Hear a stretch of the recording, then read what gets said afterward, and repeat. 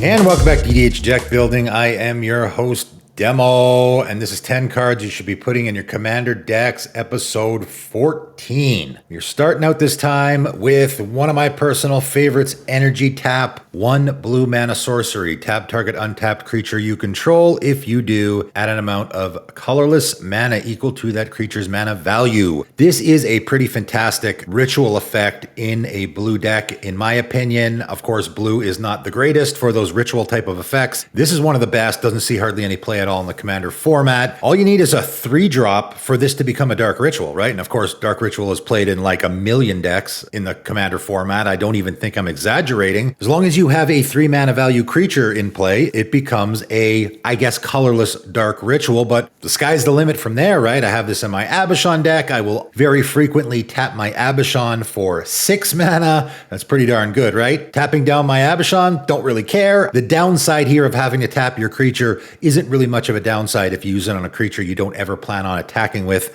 or tapping it for some ability, if that be your commander and it has a decent mana value. This seems like a pretty good slot in, and of course, if you're in a tapping theme, which I am in my Abishon deck, that's why it's in there, it gets even better, right? If you want to be tapping down your creatures for whatever reason, now this is a way to tap down your creature and also get some mana. Pretty great card in my opinion. Next up, Energy Arc. White and a blue instant. Untap any number of target creatures. Prevent all combat damage that would be dealt to and dealt by those creatures this turn. So this is, in my opinion, a very underrated card because it is doing so much. It's one of those cards that does a whole lot on one card. It doesn't specifically tell you where it wants to be used, but it can be used in a lot of places. And of course, because it's instant speed, that's extra important. And it's, again, one of those cards that I can use on my opponents or use on myself. I can just use this to untap my creatures, right? And it has that magic phrase, any number of target creatures. That is a really important phrase. Any number is a lot, right? So I can just use this for 2 mana at instant speed to untap my creatures. That's it. Also, because it's preventing combat damage to those creatures, I can untap my whole team and block with my whole team, and I don't have to worry about losing them in combat. So if you're tapped out, here comes the Alpha Strike from your opponent, I'll just untap all my creatures, block with them, and I don't have to worry about losing them. So it could be good in an angry theme in these colors because it allows you just attack at will. It can also be used to just prevent damage. This is actually a fog effect, funny enough. And I just talked about how important and game swinging a fog effect can be in a commander game, right? I can use this to untap my opponent's creatures. I mean, I guess I'll have to untap them, but who cares? I will be preventing all combat damage that those creatures would be dealing this turn. So you can use it that way as well. I think it's a pretty interesting card and has a lot of neat uses. Again, with the untapping or tapping theme, but this time we're in the not untapping theme, which is probably going to set a lot of people off, but I think this is a pretty good card in the commander game. Embargo, 3 and a blue enchantment. Non-land permanents don't untap during their controller's untap step. Beginning your upkeep, you lose 2 life. And of course, that upkeep cost is not much to pay in a commander game. I will point out, I know people don't like the Staxy effects in a commander game. This is just non-land permanents, guys. You still get to untap all your lands. This isn't like a Winter Orb or a Stasis or anything like that. The big downsides to cards like that, the part that everyone hates, of course, Winter Orb only keeps your lands tapped. That's why everyone hates it. And Stasis, obviously the big part there is it doesn't let your lands untap.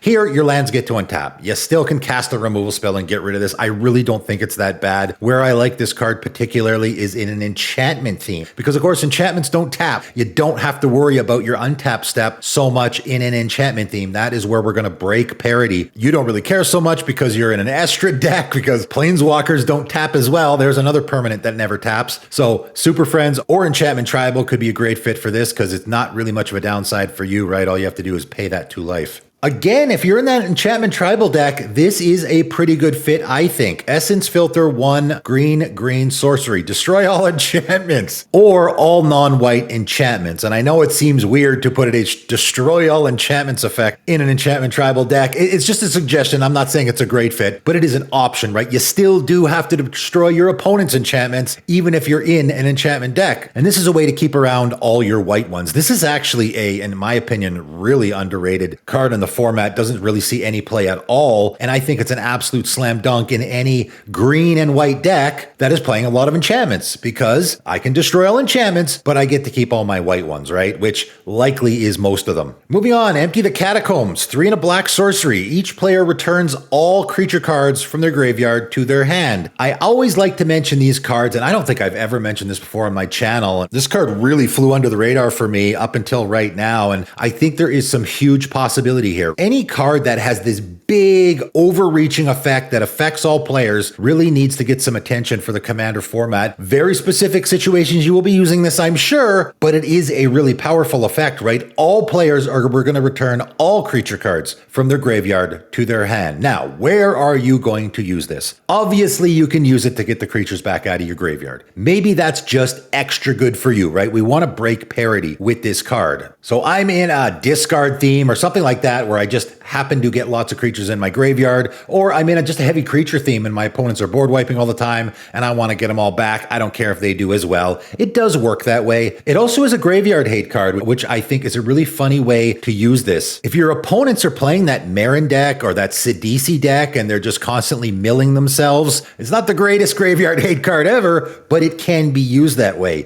You're going to force them to return all the creature cards from their graveyard to their hand, so now they can't get into any living death shenanigans, right? That is another way this card can be used. I mean, maybe you're not putting it in your deck for that reason, but you can use it that way. I think, though, this is a slam dunk in a Sizan Perverter of Truth deck. The reason why is because you likely want your opponents to have a big hand size, right? Any of those decks where I have these punishing effects for my opponents for having lots of cards in hand, this is a way to put a whole lot of cards into your opponent's hand. That's another funny way to use this card. They got like 5 or 6 creatures in their graveyard. I'm going to return them all to their hand, so now their hand is humongous. If you want to be playing in that strategy, this might be a card to look at. Really interesting, and again, very powerful effect here. Energy, field, 1 and a blue enchantment. Prevent all damage that would be dealt to you by sources you don't control. That's a pretty powerful effect, am I right? However, when a card is put into your graveyard from anywhere, sacrifice energy field? Okay, well, that's going to happen almost immediately. Well, hold on a sec. You may be familiar with the combo with this card in Rest in Peace. I guess there are other ways to do it. Rest in Peace is the easiest way to do it. Of course, Rest in Peace is a replacement effect, which does not allow cards to go to your graveyard. So, of course, this will never trigger, right? When a card is put into your graveyard from anywhere, well, that's not going to happen, because Rest in Peace is going to replace that with exiling it instead. So, with these 2 cards in play, you're just never going to take damage from any of your opponent's stuff. Not too shabby. It could be used in other ways, I'm sure. It is just a really powerful effect. Like to give attention to cards that have unique effects like this. Coming in at number 7 is Umbrakel's Evangel, 2 in a green human horror, 3/2. Tap and sacrifice it and any number of other non-Eldrazi creatures. Put a 3/2 colorless Eldrazi horror creature token onto the battlefield for each creature sacrificed this way. This is a really interesting sacrifice effect in green. Of course, maybe because this is green is why it sees no play in the format. I've never seen this card in a Commander game, and I'm actually kind of surprised because it seems pretty good. If you're in any theme, and of course there's a million themes out there that are just creating lots of different tokens of certain kinds, like let's say I'm in a Arasta deck, cranking out those 1/2 green spiders with reach. They're not particularly scary. I can just sacrifice them all and make 3/2 Eldrazi's instead. That seems a lot better, doesn't it? Of course, this guy is sacrificing himself. You can get him back, use him again maybe. If you're in any sort of a sacrifice theme in green,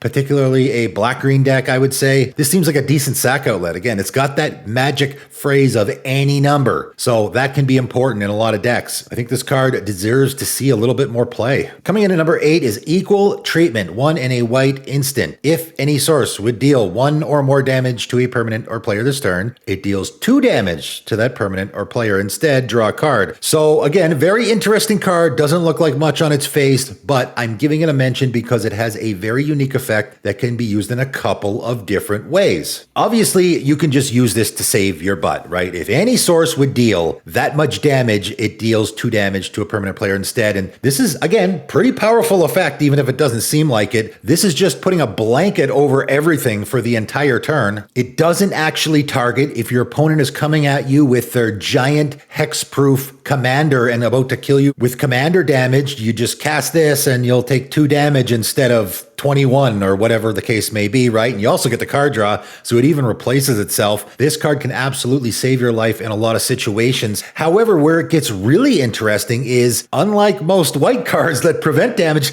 this is actually increasing damage, right? Instead of 1 damage, you're actually dealing 2. So yeah, you can decrease a massive amount of damage, but you can also increase damage, right? So for example, if I have a Glinthorn Buccaneer in play, let's say, and I'm in a discard theme, so I'm discarding a bunch of cards to my Glinthorn Buccaneer, which deals 1 damage to all of my opponents. Now I can cast this, and if any source would deal 1 or more damage, it deals 2 damage instead. So now every time I discard a card for the rest of the turn, my Glinthorn Buccaneer is dealing 2 damage to my opponent. So it's a damage doubler essentially in those kinds of situations. So any effect maybe on your commander that is a repeatable deal 1 damage to my opponent, this is actually a way to increase it to 2. All right, coming in at number 9 is Erti's Familiar, 1 and a blue, illusion 2/2 with phasing. How many people are playing actual phasing creatures in their commander decks? I'm sure you don't see it much. Obviously, phasing is now a really popular theme in the commander format, but actual creatures with the phasing ability you don't see much. So if you're not familiar with it, it means this creature phases in or out before your untap during each of your untap steps. While it's phased out, it's treated as though it doesn't exist. Of course, we're all familiar with how phasing works, I think, for the most part, but if a creature actually has phasing, it phases out on untap and then phases back in. And it does that every turn. Phase in, phase out. When Erti's Familiar phases out or leaves the battlefield, of course, they had to errata this card, you mill 3 cards. And you can pay 1 blue mana until your next upkeep. Erti's Familiar can't phase out. This is a bygone era of them thinking that a 2 mana 2/2 is actually pretty good, I suppose, or maybe phasing is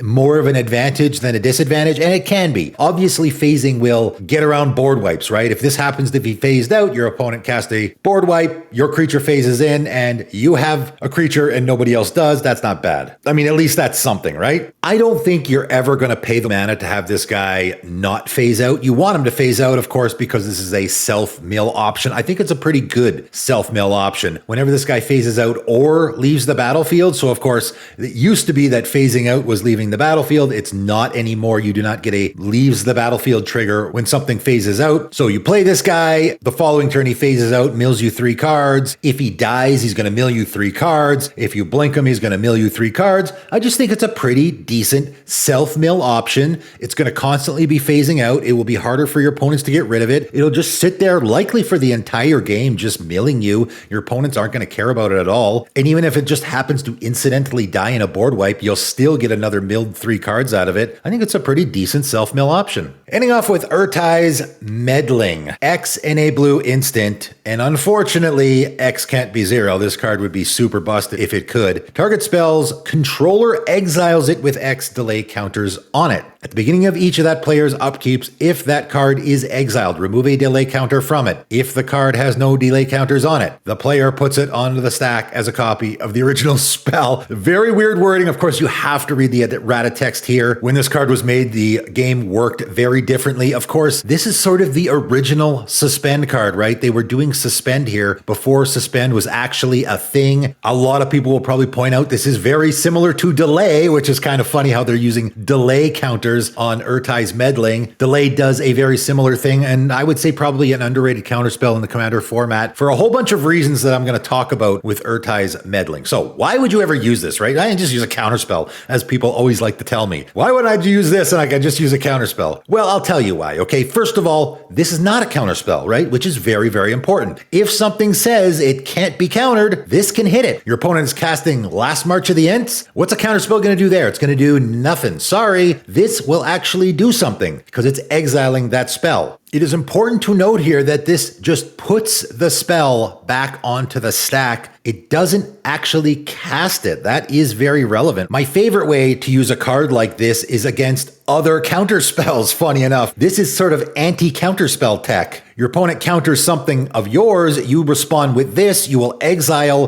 their counterspell because, of course, they're going to be casting this on their upkeep, just like you would with a suspend card, right? On their upkeep, the last delay counter gets removed, they will cast it, and guess what? There's no targets for their counterspell unless someone happens to be casting something during their upkeep, and it will just fizzle and go away. So it's great against that, where it is probably the best fit, and why I am going to put this in one of my decks, just so I hopefully can do this, is against Teferi's Protection. This card is hilariously good against a Teferi's Protection. Obviously, delaying a Teferi's Protection is particularly good because people are going to cast it in the moment where it matters. Someone's casting a Farewell, they cast their Teferi's Protection in response, and you Erti's Meddling. You exile it, and all their stuff gets board wiped. Sure, but it gets better because, of course, the following turn, because X is only going to be 1 here, there's no reason for me to delay it further, Teferi's Protection will resolve on their upkeep. They don't have any choice here. They're putting it back on the stack, and it will then resolve and phase them out for their turn, their lands included.